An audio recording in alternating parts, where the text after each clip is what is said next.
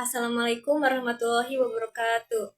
Selamat pagi semuanya. Perkenalkan, nama saya Rika dari kelas R3Z dengan NPM 2023-4350-1981. Pada video ini saya akan menjelaskan materi Sistem Informasi pertemuan 15, yaitu keamanan sistem informasi.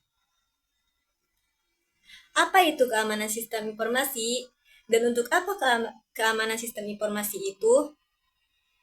Dalam era digital ini, hampir seluruh aspek kehidupan kita terhubung dengan teknologi informasi.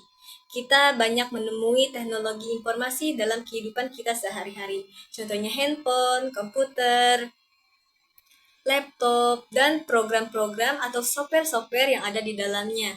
Dan masih banyak yang lainnya. Oleh karena itu, keamanan sistem informasi sangatlah penting. Sekarang keamanan sistem informasi bukan lagi menjadi sebuah pilihan, melainkan sebuah kebutuhan yang mendesak. Keamanan sistem informasi tidak hanya melibatkan teknologi, melainkan melibatkan juga proses, kebijakan, strategi, dan perencanaan terhadap keamanan data dan aset penting kita. Dalam presentasi kali ini, saya akan mengupas elemen-elemen penting tentang keamanan sistem informasi, mulai dari tujuan, ancaman, hingga strategi dan langkah pengamanan. Yang pertama adalah tujuan keamanan sistem informasi. Tujuan dari keamanan sistem informasi ini adalah untuk meyakinkan integritas, kelanjutan, dan kerahasiaan dari pengolahan data. Keuntungan dengan meminimalkan risiko harus diimbangi dengan biaya yang dikeluarkan untuk tujuan pengamanan ini. Oleh karena itu, biaya untuk pengamanan terhadap keamanan sistem komputer harus wajar. Reputasi organisasi akan dinilai masyarakat apabila dapat diyakini oleh integritas, kerahasiaan, dan ketersediaan. Ketika masyarakat meyakini bahwa data mereka dijaga dengan integritas, kerahasiaan, dan selalu tersedia, maka keyakinan masyarakat terhadap organisasi akan meningkat. Aset perusahaan tidak kalah penting dari aset-aset lainnya. Informasi adalah aset organisasi yang sangat berharga dan penting seperti aset lain, yaitu gedung, mesin, kendaraan, dan lain-lain. Ada beberapa aset penting dalam sistem informasi, yaitu personel, hardware, software aplikasi, sistem software, data, fasilitas, dan penunjang. Ada beberapa faktor yang mengancam keamanan sistem informasi terhadap suatu perusahaan. Yang pertama adalah hardware failure, kerusakan perangkat keras yang mengakibatkan data atau layanan terganggu.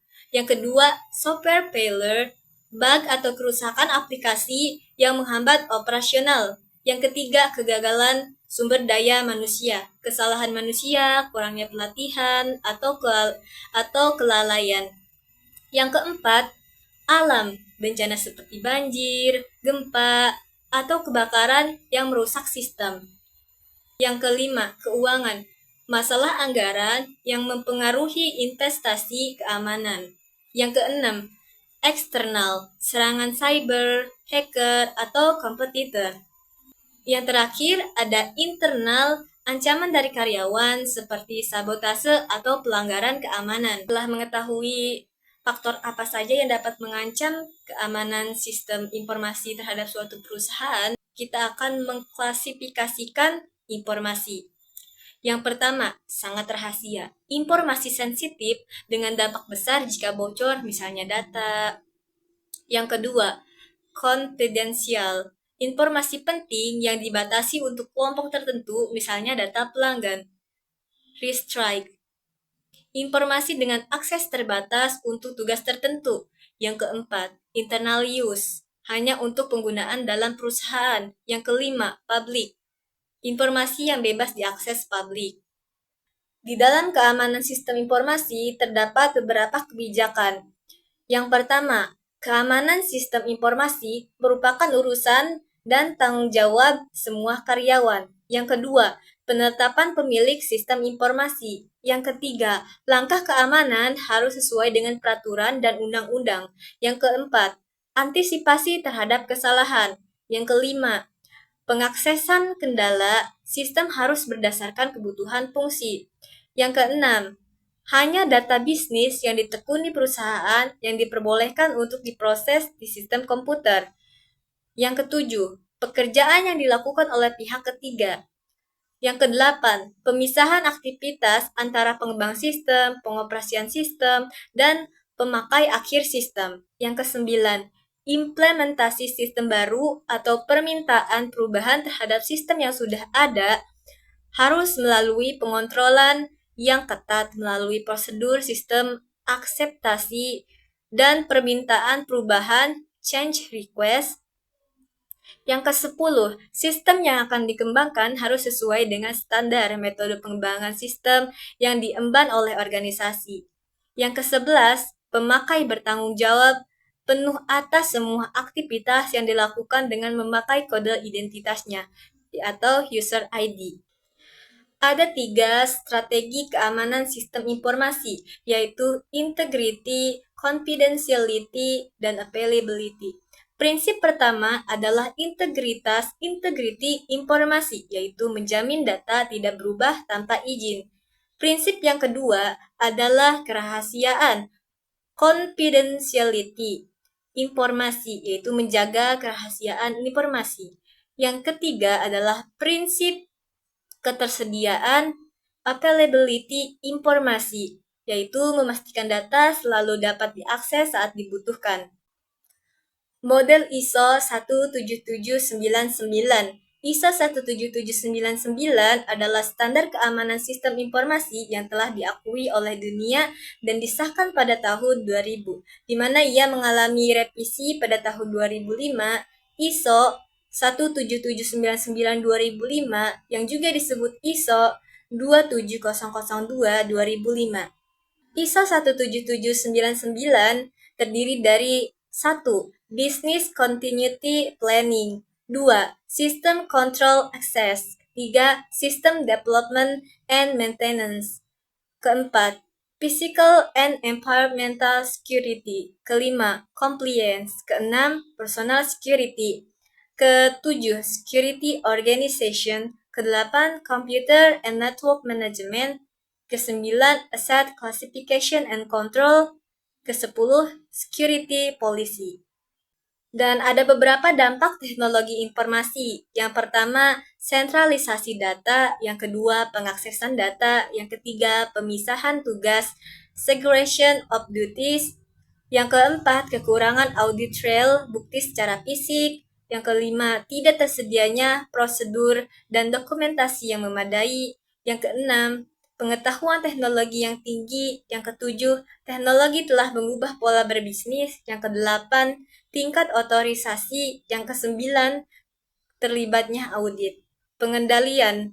1. Kontrol administratif. 2. Kontrol pengembangan dan pemeliharaan sistem. 3. Kontrol operasi. 4. Proteksi fisik terhadap pusat data. Faktor lingkungan yang menyangkut suhu, kebersihan, kelembaban udara, bahaya, banjir, dan keamanan fisik ruangan perlu diperhatikan dengan benar. Yang kelima, kontrol perangkat keras.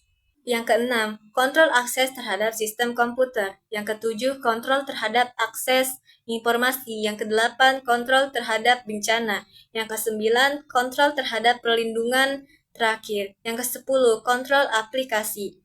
Metodologi keamanan sistem informasi, yaitu yang pertama, keamanan level 0, keamanan fisik. Yang kedua, keamanan level 1 meliputi database, data security, keamanan dari PC itu sendiri, device, dan application. Yang ketiga, keamanan level 2, keamanan network security. Yang keempat, keamanan level 3, menyangkut informasi security.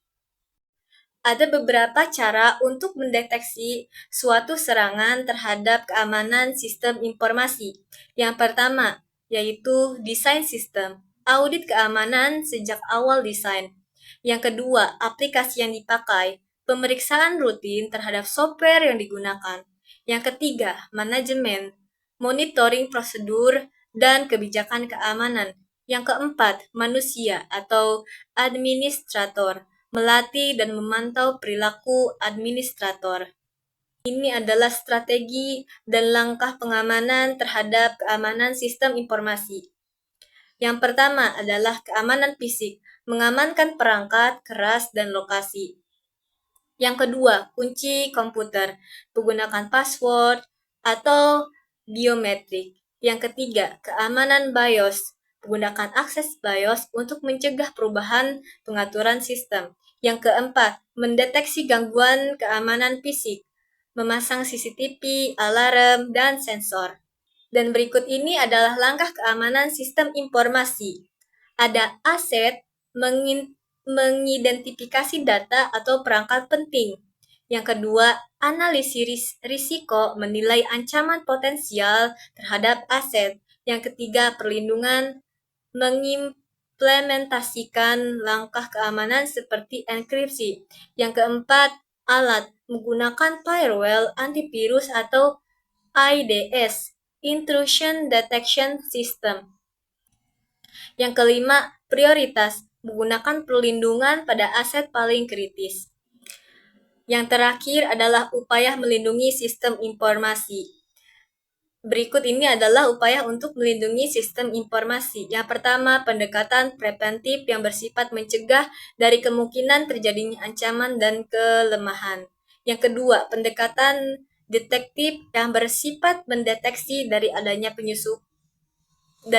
penyusupan dan proses yang mengubah sistem dari keadaan normal menjadi keadaan abnormal. Yang ketiga, pendekatan korektif yang bersifat mengkoreksi keadaan sistem yang sudah tidak seimbang untuk dikembalikan dalam keadaan normal. Sekian presentasi dari saya, mohon maaf bila ada kesalahan dan terima kasih atas perhatian dan waktu yang diberikan. Wassalamualaikum warahmatullahi wabarakatuh.